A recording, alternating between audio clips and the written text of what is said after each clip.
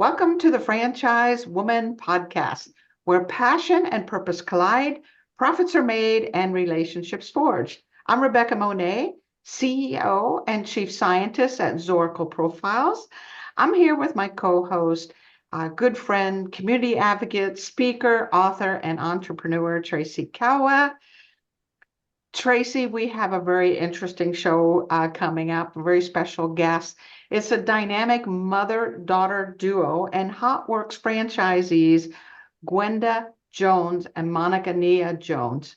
Gwynda received her BA degree in Business Administration and Economics from Illinois State University before immersing into the field of business information systems and technology. She went on to pursue a successful 30-year career with PepsiCo and received numerous certificates and awards in that process. During the pandemic and while battling a life-threatening cancer diagnosis, she discovered the physical and mental health benefits of infrared energy, namely through working at HOTWORX. Upon entering remission, Gwynda, along with her daughter, Monica Nia, opened their HOTWORX location in Chicago's River North neighborhood in early 2023. Now, Monica Nia Jones received her bachelor's degree in business and special events management from Arizona State University. After working the corporate world following graduation, she decided to enter the Miss Illinois competition in 2022 on a mission for a scholarship to continue her education. Monica was crowned Miss Illinois in 2022, the first Black woman to hold the title in 20 years. She competed in the 2023 Miss America competition, where she was named People's Choice and finished as a top 11 finalist. Today, Monica helps manage the studio's day-to-day operations, resulting in approximately 40 active members and growing. Now, that's in 18 months, Tracy. That just blew my mind when I saw. Wait, did you say 40? 400. I'm sorry. 400. Thank you for correcting me. That's a little more mind-blowing. That's how much it blew my mind, right? And I didn't even say it right. Ladies, thank you for joining.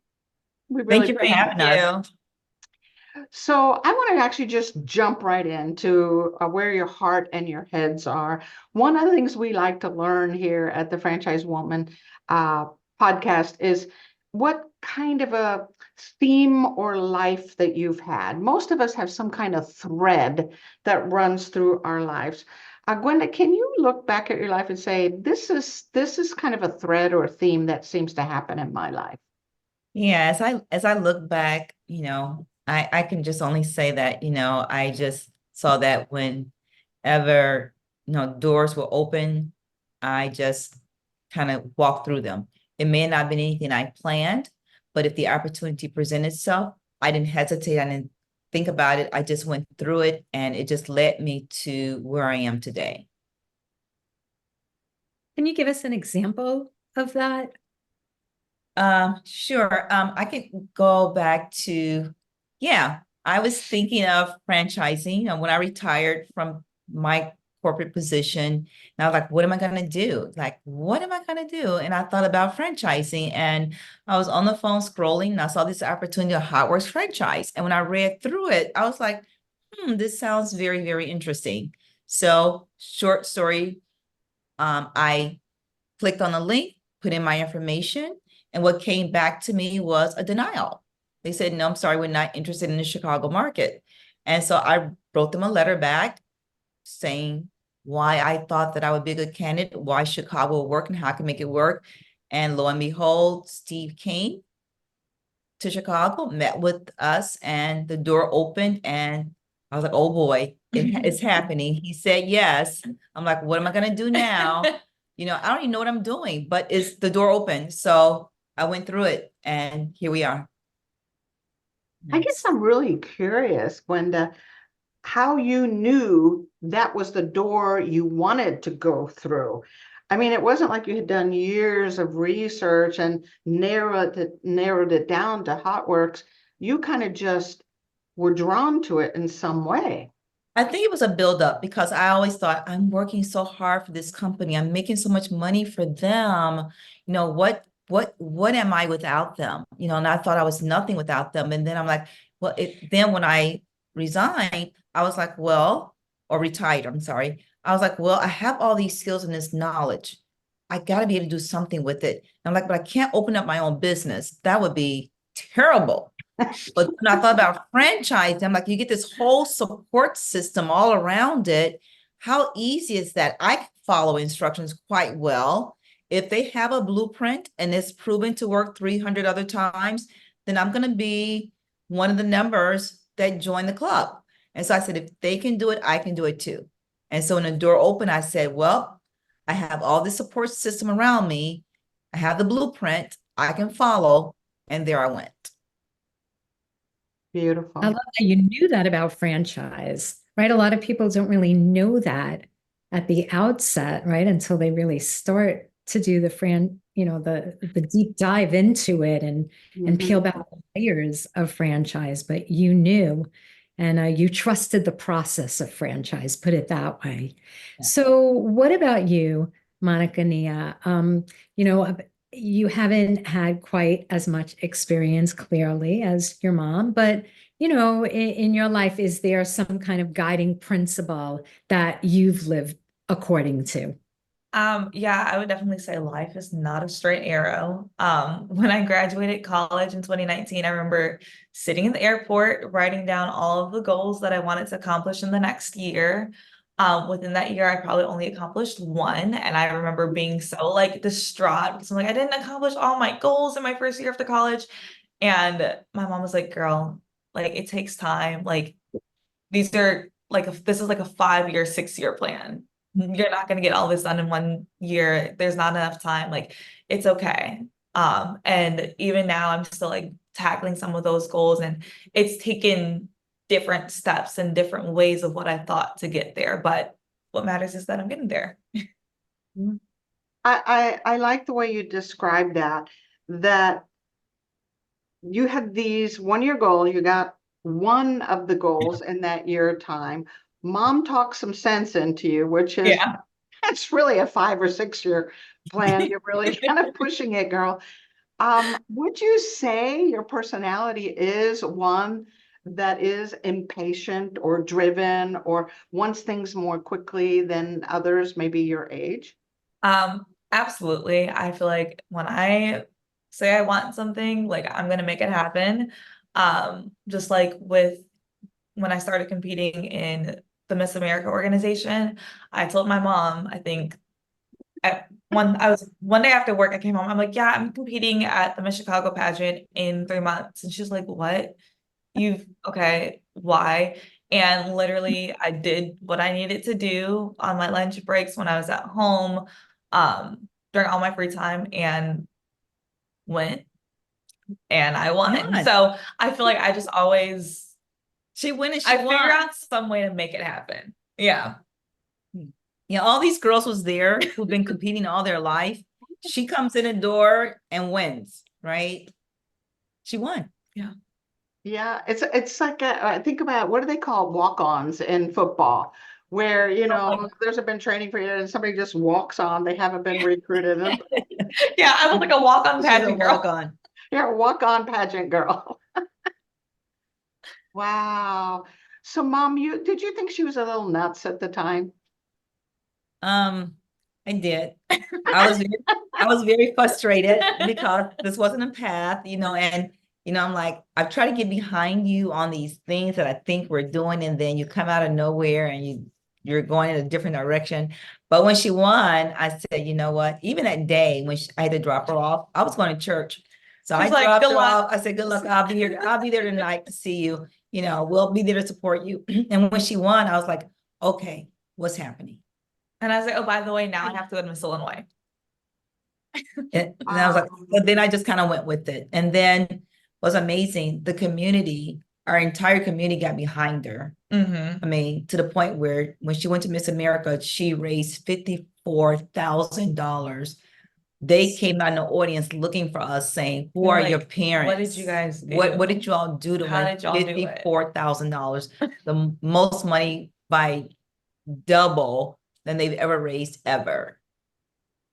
That's crazy. So it sounds to me, and Tracy, you always have an interesting perspective on these things, is that somehow the door opens, I walk through, rubbed off on your daughter. Agree. Because this wasn't a door you were expecting, but when it was open, she went through, Monica Naya went through, Mhm. and then all these opportunities happened because of it. Yeah. Yeah. Yeah. Love it. I love it. So let's talk about, I'm going to call it a pivotal moment, right? Okay. Or an obstacle or something that you've gone through in life that defines you today or took you in a direction that maybe was a little bit unexpected. Gwynda, why don't we start with you? Yeah, for sure. Thank you. I can definitely say that the one thing that really just turned everything around for me was my illness. I was diagnosed when I was looking at doing the business. Pandemic hit, so I put it on pause. When the pandemic hit, I got this diagnosis of cancer. And it was rare, aggressive, and no cure. That was my diagnosis. I was like, okay, whatever. But that was my pivotal moment. And then a girlfriend told me to call this place in Arizona that treated cancer holistically. So I called them and they told me all the things to do, my diet, juicing, all of these things. And they also mentioned infrared therapy. And I was like, infrared therapy, this place called HOTWORX that I'm looking at as a business opportunity has infrared energy. They said it's the same thing, right? So needless to say, I can definitely say that that for me was, I know that when I went through it, that the infrared energy really did help significantly in my recovery and my healing. And so with that, now I have a passion. I called HOTWORX and said, let's roll, let's do this. Because, while we're getting fit and getting healthy and muscle recovery and rejuvenating skin and anti-aging and muscle pain reduction, I know all of that, but I knew that it was far more than all of that. And so that was my passion. So yeah, and I look back and say, if I had not had that experience, would I have made it through the cut of all the things I went through to franchise? Because there were so many points that got hard. And I'm like, if I didn't have a story or passion, I would have quit. Yep. So Interesting. So you basically were diagnosed and were going through cancer treatment at a time that just so happened to collide with you looking at a franchise that had this amazing treatment, this amazing, like, I don't want to say healing ability because I don't know what you can and can't say, right? But it just so happened to coincide together. yes. That's incredible. Was this your first brush with a health issue? It wasn't my first brush. My first brush was years ago in 2013 when I was diagnosed. I had a mild heart attack, and the operation procedure from there caused me to have a stroke. So that was a 7-year journey of healing and rehabilitation and physical therapy and all type of therapies that I got to the point where I was becoming well again, well enough to say, I need to do something with my life. And that's when I thought of franchising. And that made sense to me because of the support system, the blueprint that franchising provides. If I was to go out and try to do something on my own, I don't know what I would have done, and it would have been a disaster. But having a franchise with a blueprint, something that I believed in, something I was passionate about, became very, very, very, very possible, and it made sense. So it also sounds like having gone through so many health issues and so many different various treatments, it sounds like you know what works and what doesn't work for you. So you actually have the ability to be more discerning. So you know what to share with others. Yeah. And I'm very careful how I share it because, when you're ill, I know your mental state of where you are. So that is not something I push, right? I don't push it. When we do our tool, we tell people about all the wonderful benefits of it. That's posted. And either you get it or you don't, and they do and they don't. And then people who know about it, it's amazing. I have professional athletes that come. I have my Kens and the Barbies that come. I have people on a weight loss journey. Excuse me. And then I also have people who know they have an illness and know about it without me sharing it. They come in, I'm like, yep, and I see, I'm like, Mhm. Interesting. So that's why I love how it works, because we have all these people, these very different needs coming in to get fit. Can I have some? So my question, Monica Nia, is Mhm. when you observed your mom going through the heart attack, the stroke, from your perspective, what was having her continue in that physical therapy? What was driving her to get better? Because it was a long process. I know it was driving, but I'll let her answer it. I think like knowing that there's so much more life to live. Like when she had the heart attack and stroke, I was a junior in high school, so I hadn't even graduated yet. I was getting ready to go to college. So she's like, okay, like, you know, we have that life to live. We have that experience. And then when she got diagnosed with the cancer, I think it was a little bit different. I think when she got diagnosed with the cancer, they gave her 6 months to a year to live.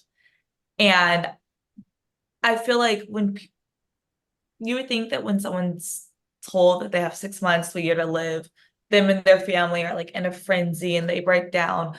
But when she told me, I was just like, okay, well, I'm like, we've been here before and we're going to figure it out. And whatever we have to do, we're going to do, and we're going to get it done. So, Wow, like a rock almost. You were like yeah. a rock for your mom. And I feel like I was also like that when she had the heart attack, because she actually had the heart attack and I was home and I found her on the floor. She thought she just pulled a muscle, and I'm like, no, we're gonna call 911. And she's like, okay, well, let me get in the shower. Like, I'm not going to the hospital in my pajamas. I'm like, girl, sit down. I was like, sit down. The ambulance is 2 minutes away. Put your shoes on. Gosh. Oh my gosh, you're a tough. Let's go. So I feel like we equally pick each other up by the bootstraps, and we're like, all right, we're gonna just get it together and push through. Wow. So I didn't think to ask you too, Monica and Nia, your pivotal moment. I would say my pivotal moment would be when I got fired from my very first corporate job, or my first and only corporate job. Right out of college, got a really great job. I hated it, but the benefits are great, so I took it, you know. And I would really even say the pivotal moment was a thought that I had one day sitting at my desk, which is kind of, I don't think I ever told you this either, but I was sitting at my desk. I had just got off a really, really stressful client call, basically got like chewed up, spit out by a client. And I just thought to myself, I'm like, I'm doing all this work and stressing myself out and making this company all this money when I could be doing this for myself. And like, this is me, like, not even a year out of college. Like, okay, like I can do this on my own. Didn't even think about owning my own business. Just thought about like, I don't want to be here. And then I had a dream that I got fired, or I had a dream that I was resigning, and the next day I got fired. And I was like, oh, okay. Didn't expect for it to happen that fast. But that was almost a blessing in disguise, because number one, it was like right before the pandemic. So we got those pandemic unemployment benefits, which is great. But but also it led me through my Miss America journey, because that next month I became Miss Chicago. And because of the pandemic, I had the opportunity of being at home and like really not doing anything but being able to help focus on preparing for Miss Illinois whenever it was going to happen because we didn't know at the time. But then while I'm like stagnantly preparing for Miss Illinois, I was helping her and supporting her on her health journey and going to HOTWORX every day. So This is amazing because this is like living proof, right? In real time in this story, like life is literally a journey. Life is It is. up, down. It is. So what do you think it is? What is that one trait that gets you both through it all? For me, it's her. the trait, mommy. You are now a trait. The trait is She's a Monica trait. Nia. That is the traits. What? Hey, she's my motivator. Okay, I'm sorry. Yeah. I've been wanting to say that. Yeah. I would say the trait is resilience. Okay. Like when in my like pageant interviews, they're like, oh, like who's like your biggest inspiration? I'm like, it's my mom because she's so resilient. But then I realized that like I'm like looking in the mirror because I feel like we're both equally resilient. And that's something that I've gained from seeing her go through everything she's gone through. It's taught me to just be able to be just as resilient as she is. Nice. It really is a mirror, isn't it? You're really mirrors of one another. Yeah. Gwynda, you've taught Monica Nia so much through the struggles you have been through, that resilience. And Monica Nia, you're teaching your mom how to fully enjoy these moments, right? And push to the next level, push to that next level. So when you ladies, you decided to become franchisees, okay? We're in HOTWORX now. Tell us what it's like working together. How does that work? It's one thing to be in a mutual admiration society and a mutual respect society, but you're now working together in a startup business 18 months ago. How was all that for you? Challenging. It wasn't as easy. She was kind of like, she thought she was forced into it, because she saw me struggling with staffing, right? She saw me struggling with staffing. She had just finished to Miss America, and I had an employee to go kind of, crazy on me. And all of a sudden she said, you know what, forget it. I started writing up the job posting for a new general manager and I start the interviewing process. She looked at me, she says, forget it. Don't hire, I'm going to be your general manager. Yeah. It's a wrap. You're not going to go through this, I was at another job and through like all pre-sale, like I was working my other job. I'd pop into the studio just to say hello, help with a few little things, help with like administration, things on like the business side, but I was working my little job, applying for grad school, just like literally doing my own thing and like supporting her as a business owner, and as a business partner. And then once I saw stuff was literally hitting the fan and I was like, okay, because we're not going to fail. We're not going to have this business fail in the first year because a lot of businesses don't make it through their first year, first 18 months. So I was like, all right, put in my 2 weeks notice at my job. They knew that I was helping her with her studio. I was like, I just have, a great kind of have a business to run. So then I was there part-time and then part-time became full-time, but it was rough because I think we had to learn each other professionally. Because we know each other as mother and daughter. Like I know her as mommy, she knows me as Monica Nia. But then I remember there was one day at work where I was with a client and I said, I think I had to ask her a question. I was like, hey, mommy. And the client looked at me like, what? You're mommy. And I was like, okay. So that night at the dinner table, I was like, okay, mommy, I love you. But tomorrow at work, I'm calling you Gwynda. Aww. And she had to like clench her pearls a little bit because it's, pearls. right. Because out of respect, you don't call your parents by their first name. But I'm like, I have to call you Gwynda because. And I said, okay. Yeah. It took getting used to for a while. And then the other piece I want to add to it is we had to learn how to set boundaries. And she made me set the boundaries. Oh, yeah. Because I'm working, Traps. I work 24 hours. I'm 24 hours. And she's like, Mommy, I'm stop. not. I Like, clock when out. when we get home, we're not. And then we have to learn how to set boundaries at work. I'm like, some of the things that we talk about or how we behave, we have to be totally professional at work. I don't care what the matter is. I don't know. I'm not your mother. You have an emotional whatever. We can't do this at work. You must remain professional. Like, I will send you home. I would send you home, right? I have been sent And home. I did send her home once. I'm like, no, you need to go home You're because home? yep. So we What'd you just send sit her home down. for? What'd you send her home for? I was having a personal emotional breakdown. Okay, yeah, we've all had them. Welcome to business ownership. It will definitely drive you insane. I love the candidness of this interview and how you both support each other, right? Like you said, Yeah. lifting each other up by each of your bootstraps. So what do you think you want women who may be interested in business to Yeah. know? That they can do it. They absolutely can do it. The key is to get in an environment where you know how to ask for help when you need it. Get in some organizations to support you. Yeah.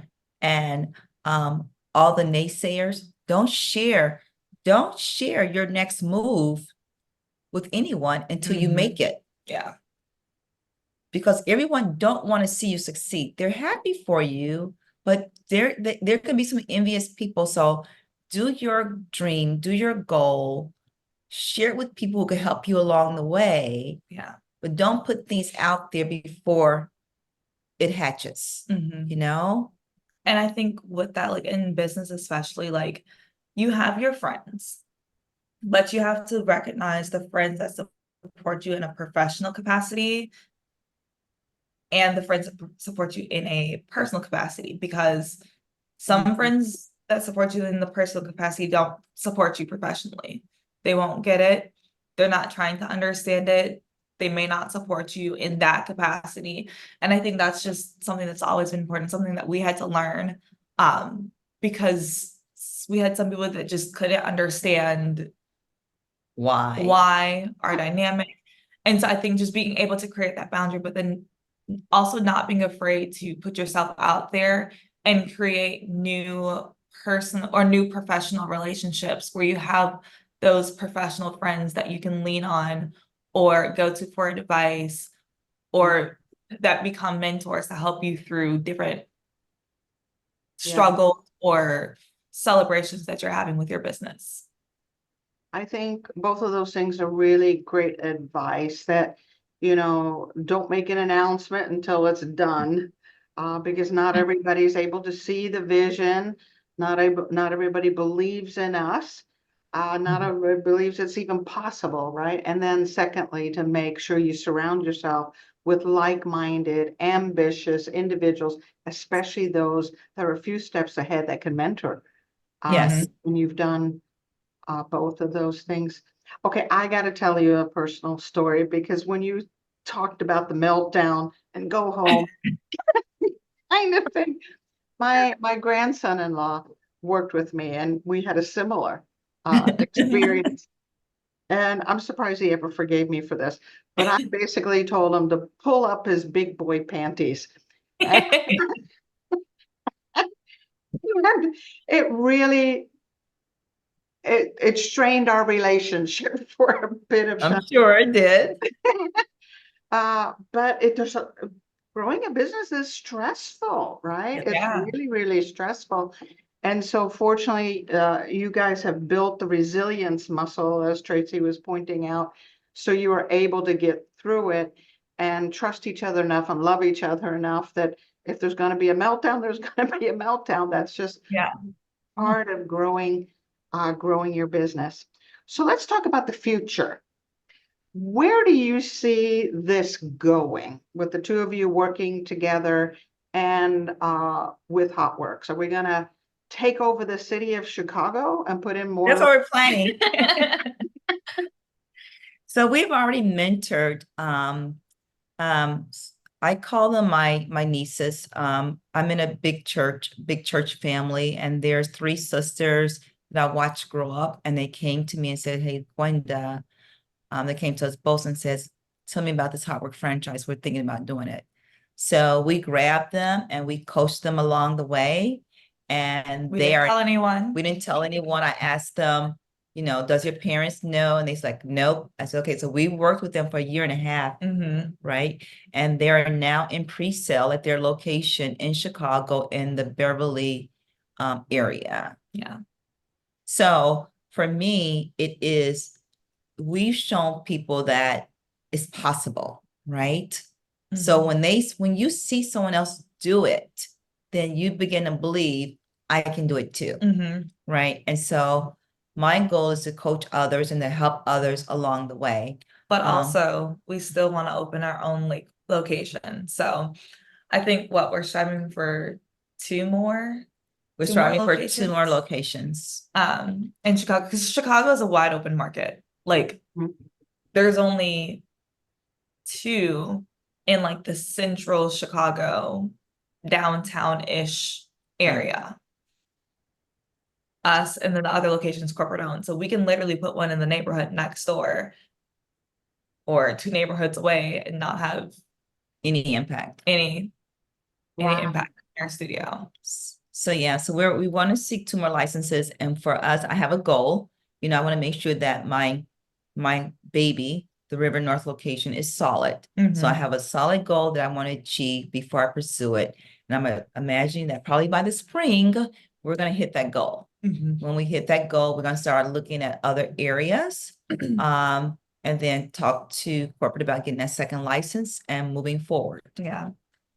But we also, Corporate, are you listening? Hello. right. Can you hear us? We have dibs. We have dibs on these threads.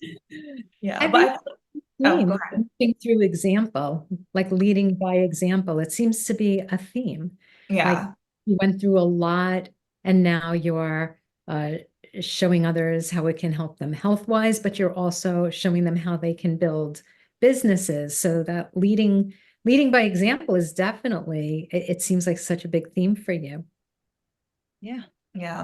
Sure. Yeah. And I feel like we're also in this like weird transition in our business as well, because we are getting to the point now where we have a full staff. I think we have 1 more person to hire, and then we will be completely staffed to the point where I can focus more on the business side, right? The taxes, the accounting, all these things that I have to do that I do at night. Yeah. So now we don't have to be there literally every day, because for the past year we've been there every day, 5-6 days a week, with like days off here and there, because balance is important. So now we're developing our team members, we're developing staff. We want them to see them grow. They know about our plans and they love it, right? So they want to go along with us. I'm like, when Monica Nia moves out of the managing partner position and go into her field of PR that she's interested in, then that's going to give room for someone else to elevate up to the general manager's position. And then when we look at our second location, there's more opportunities for the people we're bringing in. So we're bringing in not people to do the job day to day. We're looking for people who we envision being with us for the long haul, and that can grow with us. I tell you, it really is about investing in the people, isn't it? It really is about that. And what I like about your approach here is you're developing these people where they actually have careers. This isn't just a moment in time and then they're going to go. You're going to build them into something. I also thought it was really cool that you are mentoring 3 women from your church incognito, right? Yes. Incognito. Yeah. Anybody know, because we don't want them to get discouraged or have, naysayers, I think is the word that you use, speaking, over them in a way that's not healthy, right? Not for their well-being or their future in business. Okay, great. So we got a future. What is the legacy that you would like to leave? Gwenda, I'm going to start with you. And then, of course, Monica Nia, I want to hear about the legacy that you would like to leave behind. Yeah, so I think I have poured all of me into her. So everything that I've grown and learned through my corporate career, I told her she's already gotten her MBA. She's got her MBA working with me, right? So, but my goal is to pour into her to make sure that she's self-sufficient, that she's independent, and she can carry the torch forward. I want to make sure that she's secure, that she has a financial stability. So I want to leave her a legacy that, that she can have this business to run and know how to run it and know how to grow it for future generations. It doesn't have to be HOTWORX. It could be anything. Once you learn business in all these areas, she has this wealth of knowledge, wealth of skills that are transferable in any area or any industry that she chooses. But I want her to have choices, and growing up, I always wanted her to have choices. And sometimes I said I gave her too many choices. She can't make up her mind. But she have the choices. She have the ability. She's very talented. She can truly be anything that she wants to be. And so that's what I want to leave, is something that I know that she could stand on financially, but then also have the ability to grow in any area that she wants to grow into. Beautiful. Monica Nia, what about you? I know it's a long time out in the future before you need to think about these things, but you're a goal setter, so I figured you'd already set this goal. Yeah, honestly, kind of piggyback off of what you said, generational wealth. I think that's something that's really important, because I think in the Black community specifically, that's not something that you see often. You don't see people setting up financial plans for, generations down. Usually it's the opposite. So I think financial security and that generational wealth is something that's really important to the both of us. But also financial literacy. I think I've learned so much in this process just about how to manage my money, options that I have with retirement plans, like how we started HOTWORX and finance it was through a financial method that we hadn't even heard of, and a lot of people don't even know about. And so now I feel like that's like my little party trick. I'm like, ooh, have you heard about this? Like, but no, like on a serious note though, but that education that I've gotten from that is something that I now, like, I tell everybody. Like, people ask me all the time about, hey, like, how do you start a business? Like, what tips do you have? And I tell them, like, you don't have to take out a $500,000 loan, or you don't have to take out a small business loan. You can do this. And instead of you paying your loan back, like, as soon as you becoming profitable, you have to pay your loan back. You become profitable and Running your business and just growing your business. So I think that's part of the legacy that I want to leave. That's beautiful. Oh my goodness, ladies, we could talk forever. So, how do people learn more about your location, what you're up to with HOTWORX, and how can they learn more about the franchise in general? Yeah, they can definitely visit our website. And the website is, Monica, need to read that to Pulling you. up the brochure. It's HOTWORX, HOTWORX.net, /studio/Chicago-River North. That's a mouthful. They could just search HOTWORX River North, HOTWORX Chicago River North, go to our website. Yeah. And then once they go to our website, they can put in an inquiry for a free complimentary workout. We give them a tour, we give them a workout, they learn more. If they're interested at that point in even franchising, and I do have members who have consulted with us about franchising, I'm happy to walk them through the process of what they need to do to have a HOTWORX franchise. Yeah. And I also encourage everyone to follow us on Instagram at HOTWORX Chicago River North. because you can just really see more of like our studio culture. Every studio has their own vibe. We see a lot of mother-daughter reels. We sometimes prank Gwynda as well, but you kind of get a better sense of what HOTWORX really, really is. Because it is an interesting concept to kind of wrap your mind around working out in a sauna and all of that. And then there's also a link to our website on Instagram as well. So if you have one more minute, when you Yeah. said working out in this infrared, what does that look like? Yeah. So let me tell you what we are. So we are a 24-hour infrared heat fitness studio.